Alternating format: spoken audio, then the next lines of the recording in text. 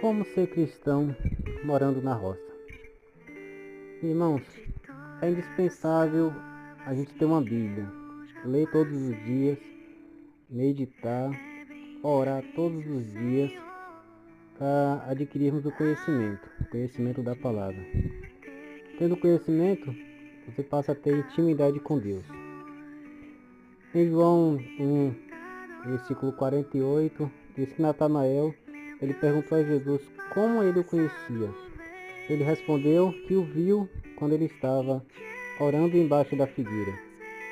Irmãos, não importa onde você esteja, Deus ele te escuta. Deus ele está presente na tua vida.